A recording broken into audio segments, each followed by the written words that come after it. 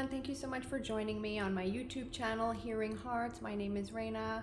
I'm the host, and I also want you to know that I have a membership forum that I have created. If you go to my website, onlinehearinghearts.com, that is a place where I've created a safe environment for people to discuss their emotional struggles, their traumas, their tragedies. We all have something that has been a painful experience for us, and I absolutely don't want anyone to ever think that they're alone in the struggle that they're going through. I want people to know that they have a place where they can feel safe and they can feel that there is someone who will hear them. So you can go to my website, onlinehearinghearts.com. We discuss our experiences together. We talk about solutions and tips and just listening to each other, supporting each other. And on my YouTube channel here, I have people that are willing to share experiences that they've gone through. Because in sharing your experience, you never know who's going to hear it and who's going to connect with it and realize, hey, I'm not alone. Because I know what it feels like when you are sitting there drowning in despair and that sense of helplessness. You feel helpless, you feel hopeless sometimes.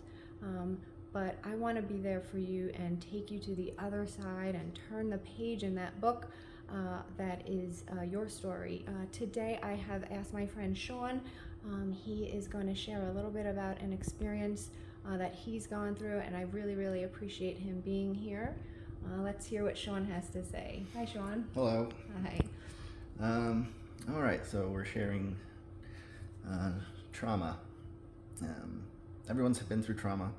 I guess I'll share my most traumatic year, 2021. 2012. I was my last year in the military. I was getting off my third deployment tour. Came home, find that my wife's having an affair, and I lost two of my friends in war. Wow. And felt as if my world was crashing down around me. Didn't really know what to do.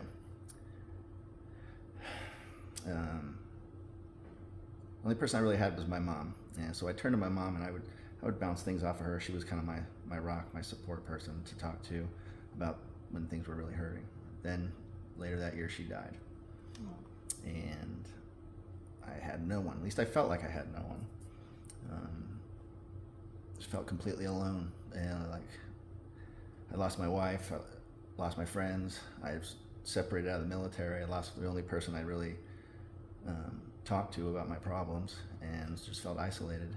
So I began to obviously do things to try to mask the pain and do that all stuff. Fell into drugs and alcohol and getting in violence, fights, just Sure. anger, because I had nowhere to turn, nowhere to get out the anger or the hurt despair, and the pain, despair, yeah. And it wasn't, and my life was just going and slowly downhill in a spiral. And it wasn't until I finally took the first step to reach out to someone and start talking about what was the hurt that was really inside that things started to get better. But that was the hardest thing to do, was reach out and say, hey, I'm having problems, I'm hurting inside, these things have happened to me. Just the relief of talking about it, getting it out in the open, is so beneficial. It was so beneficial. What do you feel about, what would you say to someone who is bottling it up and just feels that they're alone? What would you tell them, as far as obviously with your experience, like what would you tell them? What would you tell yourself in that moment where you were having it all pent up inside? I wish I would have talked to someone sooner. It doesn't have to be professional help. It's just a friend, just anyone. Yeah. And what about the importance of having that person to listen? Because I know at first you said it was your mom, and I'm so sorry that she you know, she's passed, and obviously you're grateful that she was there in that time, but would you say it's important to hear other people's stories too?